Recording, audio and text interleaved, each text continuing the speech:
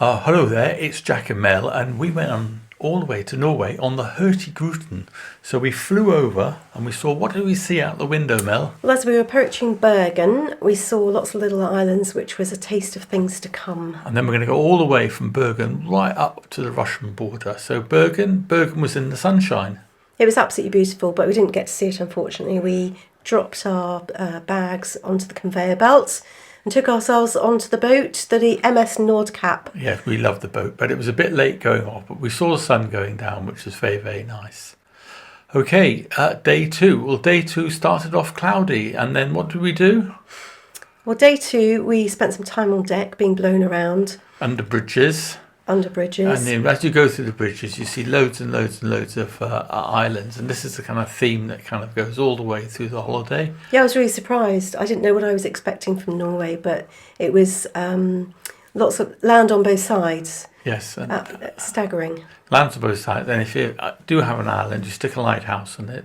So we're going through kind of the sometimes fjords, but sometimes just passes through the water with, as you say, islands on both sides. Quite stunning views all the way around. And then we started seeing all the little Norwegian houses. Yeah, they're mostly yellow, red and white. And we saw lots of fishing boats. And then we started going through first major fjord. And at the head of the fjord was the Alesund. Alesund was a nouveau, what do they call it?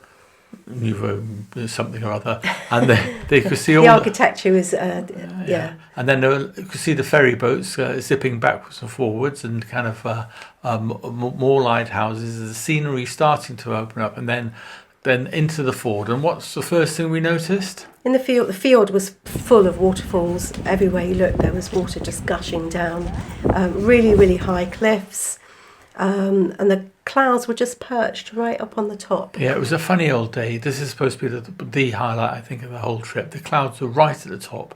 Sometimes it was sunny, sometimes it wasn't. But what you could certainly see was just the height of the cliffs and the narrowness of it all. And how blue and clear the water was. Yeah, it was absolutely staggering.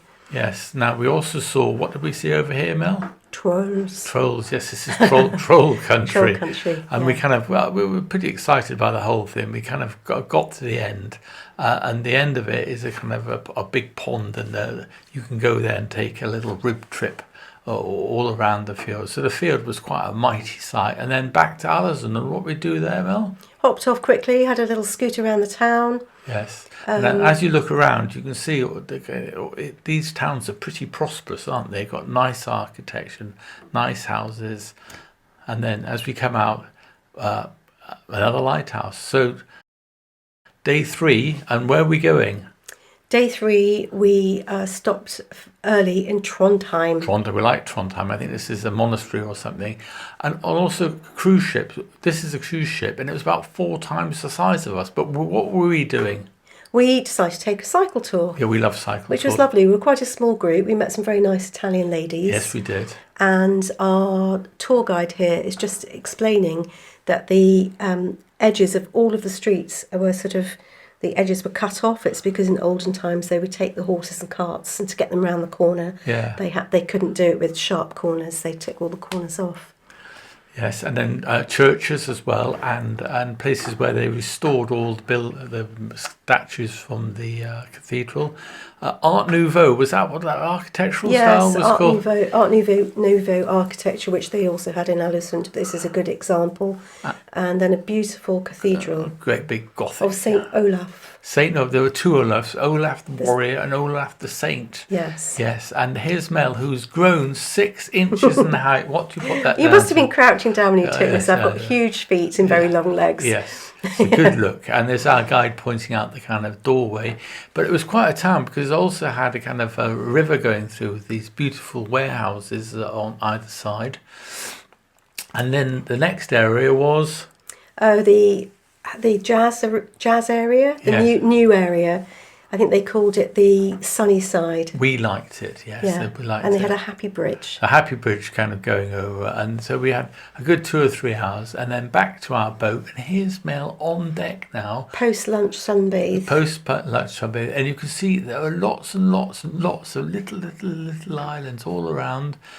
Fishing boats doing their trade, and this lighthouse was something we were all. This was the lighthouse where had been inhabited until 1987, Yeah. when it went fully mechanised, and someone used to live there with all their children and a governess, Yeah. and they were only allowed out at low tide to play. Quite right. We also did a lot of reading whilst we were on board. That was one of the nice things. You get recliners, what have you. Yeah. You'd see the kind of countryside going past. You got same theme of the little houses, the lighthouses. And every evening, it was really nice. Every evening in the bar, they used to have a playlist of music from the areas that we'd pass through during the day. Local music, local artists. Yeah, it's all pretty good. So that's the end of that day. The next day, I can't really say this, Lofoten Islands, I think. The Lofoten The Islands. wall. So the geography's starting to get very, very different now. Well, we've actually gone past the Arctic. We're in the Arctic Circle at this point. We're in the Arctic Circle, and you can see it's the peaks are kind of getting higher, and we're coming into town. And we're very excited about going into town because Mel wanted to buy wool, I think, for. Oh, I was. It was interesting because the geography was quite samey up until then. I was thinking, I can't look out of the window and just look at the same thing all day long. But I you need can. some crochet. Yeah. And then having bought it, I just got so staggered after that, I hardly did any. But we went into Bodø. Yes, and art. we went to the art gallery. Some of which was nice. Some of which they were trying to shock us, but didn't really.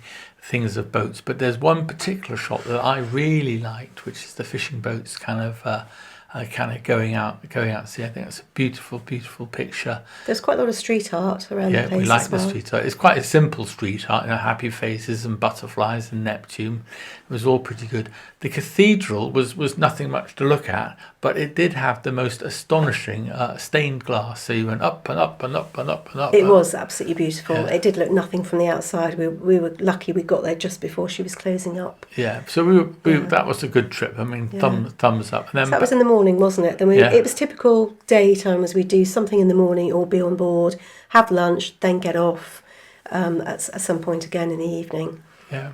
And you can see the geography changing, all these little kind of fishing villages. Well, in the evening, we had the most stunning stop. Again, still part of the Lofoten area. We stopped in a place called Svolvær, which reminded me a bit of Hydra. Right. Norwegian Hydra. It was quite chic and a little prosperous. semicircular area where you walked around where the boats were and the waterfront cafes and restaurants. But whilst we were actually there, the weather just crossed the bay and you could watch it coming. It was like a pink wall of rain. You knew it was coming. You could see it coming.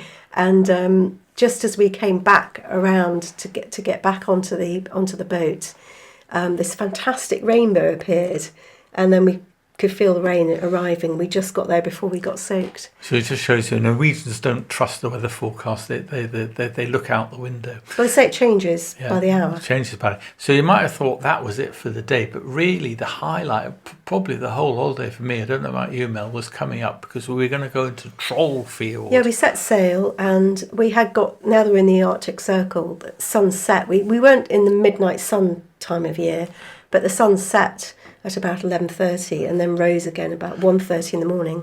And we went into the Trollfjord. Just about midnight. Yeah, and this was more narrow than the Geringer Fjord. Yes. And it was just absolutely stunning. It was shorter than the fjord, but I don't know why it was, but going in at midnight made it a very, very special experience. None of these photographs have got. It was very Nordic and very romantic. Yes, well, I think it was, and we were on a real high. I think with all of this because it really was quite stunning, and you can see all the views. Yeah, we went to bed at 1:30 in the end. Yeah. I think we were quite excited by the whole thing. But the majority of the photographs were taken at midnight, plus or minus half an hour. And so we went to bed, as you said, about 1 o'clock.